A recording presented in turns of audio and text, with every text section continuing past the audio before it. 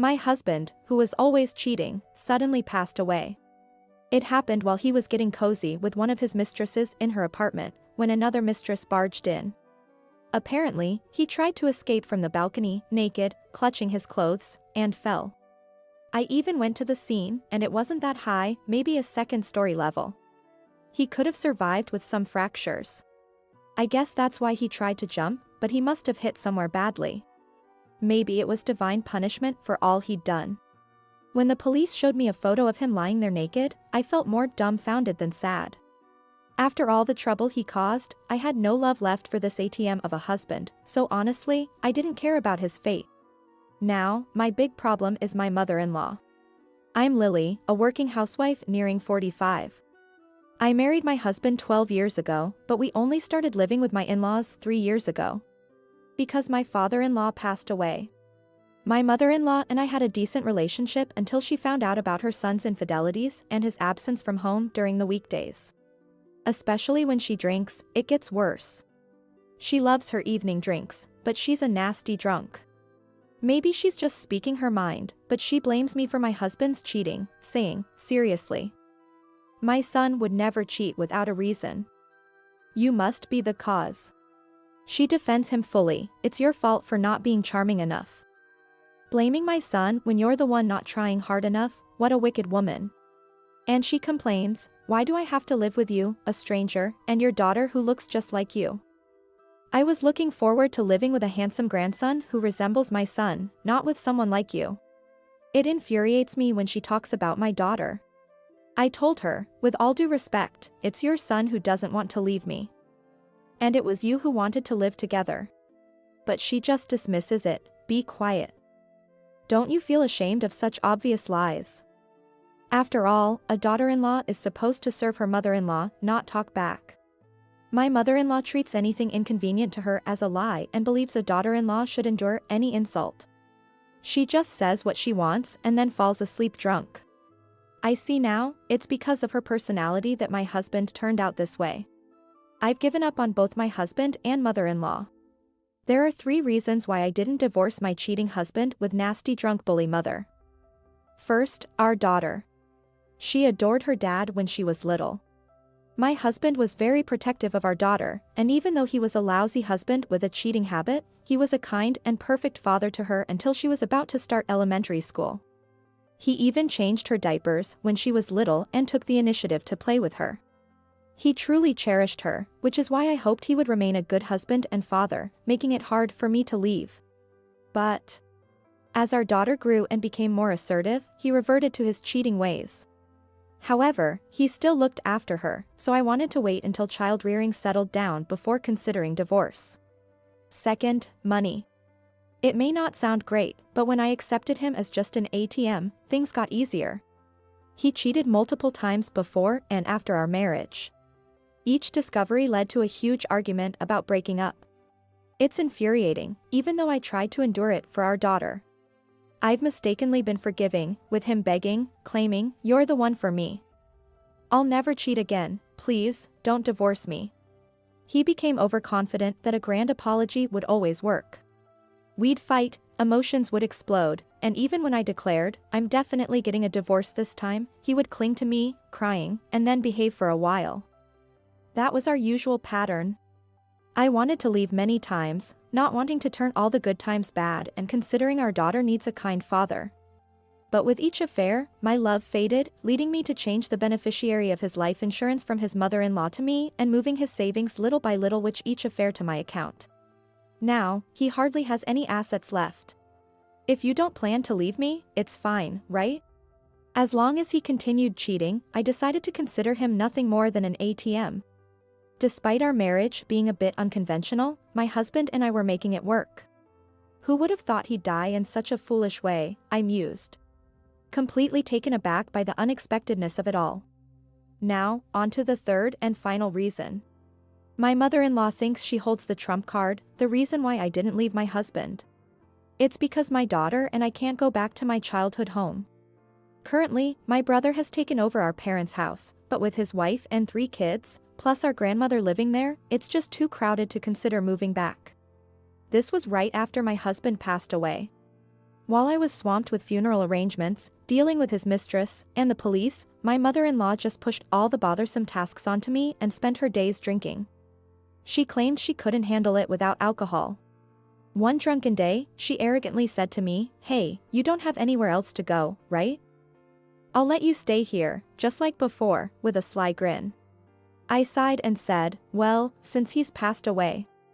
I was dumbfounded that she would bring this up even before the funeral, but I had no intention of living with her after my husband's death.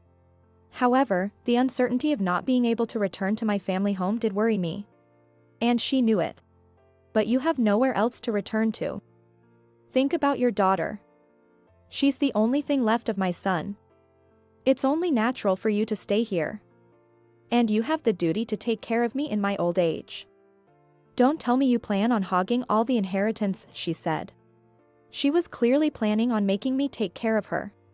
There isn't much in terms of my late husband's personal assets, but she doesn't know that. Instead of replying, I asked her, "Aren't you sad that your much bragged about son is gone?" "Of course, I'm sad. But his foolish end is too embarrassing to tell anyone." "Couldn't he have managed things better?" she said angrily. I felt conflicted hearing her say that. Is that all you have to say? Despite always siding with her son, even when he was unfaithful, it seemed her own reputation and concerns about her future were ultimately more important to her. That's when it hit me. I remembered hearing somewhere that unlike divorce, the death of a spouse doesn't sever the ties with the in-laws. But there was no way I was going to let her take advantage of me. I politely excused myself from the conversation with my mother-in-law, saying, "Sorry, I'm really busy with arrangements right now," and left.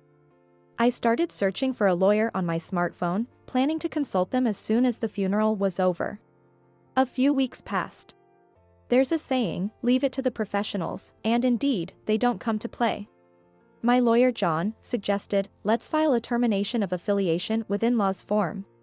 By submitting this form, the legal ties with my mother-in-law would be cut, and I wouldn't have to take care of her. He also kindly explained that becoming a single mother would qualify me for various public assistance and subsidies for apartments. He gave me a lot of useful information and advice, so I started taking action. I had been worried about not being able to return to my family home, but my daughter, now in 4th grade, had grown up. She didn't need as much attention. Determined to live in an apartment with just the two of us, I began looking at real estate options.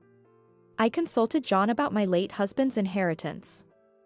Fortunately, most of the assets were already in my name, and I had meticulously organized all the insurance policies and documents when we changed the beneficiary of his life insurance, so all the procedures went smoothly. Then, following John's advice, I decided to take revenge on my husband's mistresses. He had meticulously noted down the contact details and addresses of his 7 mistresses in his notebook. I demanded compensation from each of them, making sure they paid financially for their involvement with a married man. Time flew by as I had so much to do, and soon it was the 49th day after my husband's death. My mother-in-law was desperate to hide the reason for her son's death from the relatives and had lied about it being a sudden accident at the funeral. My daughter was weeping beside her father's coffin, garnering sympathy and preventing anyone from asking questions. However, I later heard from a relative that at the memorial service, everyone had already heard the real reason through rumors. But as expected, they were not allowed to ask about details in front of the deceased's daughter, so they were looking for a chance to do so. People are naturally curious about shocking news, especially when it's about someone they know. After the memorial service was over, the dinner began and drinks flowed. My daughter, her stomach growling after the meal, said, "I'm going to explore the area a little bit," and left the table. Seizing the opportunity, one of the relatives asked my mother-in-law, "Is it true that your son was involved in a messy affair?" At that moment, my MIL's face contorted with rage. Having had a few drinks, she couldn't hold back. Why do they know about that? Lily must have leaked it. She was furious. It was a complete false accusation. Actually, my husband's fall had made a bit of news. He didn't fall from our house, but from an apartment elsewhere. Anyone watching the news could guess from the situation, and above all, my mother-in-law dug her own grave by admitting it. Not only that, she created a huge scene at the memorial service, yelling, "How dare you spread our family's shame to others? You're the worst daughter-in-law ever." I could only manage to say, "It wasn't me. Please calm down," but she wouldn't listen. "You're such a lousy wife, my son turned to other women because of you. It's your fault he's dead," she accused. One of the uncles intervened. "That's going a bit too far, isn't it?" But she snapped back, "Quiet. I'm just disciplining my daughter-in-law. Because of her, my poor son had to seek comfort in other women." The relatives looked at her disapprovingly, whispering things like, "With a mother like that, no wonder the son turned out that way," and "That poor soul can't rest in peace with a mother like her." In contrast, I was comforted with words like, "You had it tough, with a mother-in-law and husband like that. You should have ditched them sooner, and if you need anything, don't hesitate to ask. We're here to help." My mother-in-law, not liking this, continued to rant and rave while drinking more. Even my daughter who returned was yelled at, "I never needed an unlovable granddaughter like you. You two should just leave," before she passed out. I had been waiting for this moment. The next day, my daughter and I were busy packing when my mother-in-law woke up around noon. Seeing us, she asked, "Are you planning to go somewhere?" "We're leaving, as you told us to." She looked surprised for a moment, then smirked, "Don't lie. You have nowhere to go." "No, I've rented an apartment. If I can't return to my family home, I'll just live somewhere else." "What? Then who will take care of me?" "That's for you to figure out."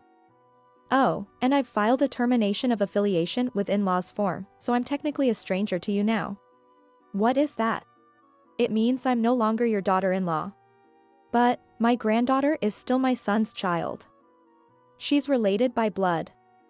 I'll have her take care of me instead." "Absolutely not.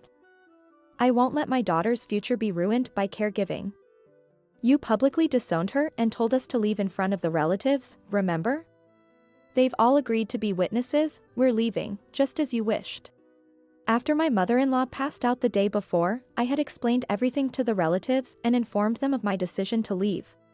Seeing my MIL's tantrum, they all understood and agreed. My mother-in-law was frustrated and stomped her feet in anger. "Then leave my son's inheritance. The inheritance is nothing but his debts to payday lenders. Will you pay them off?" Despite me having all his savings and salary, he still found money to fool around. While investigating my husband's affairs, I discovered he had secretly accumulated debt. "How much is it?" she asked apprehensively. "Around $30,000. "Oh, I'm renouncing the inheritance, so please take care of it all."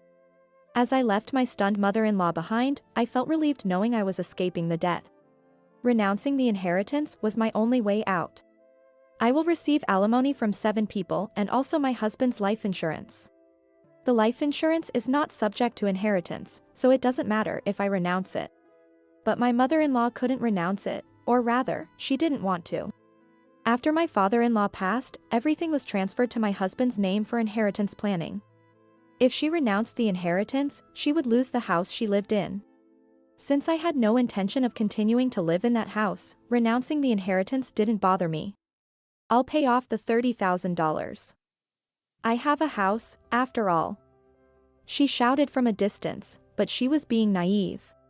She would have to repay it with her pension, but the scary thing about payday loans is that the interest keeps growing, and the debt could become unmanageable and even increasing over time. It's a quick path to a debt trap. No matter how much she begs in the future, my daughter and I have no intention of helping her.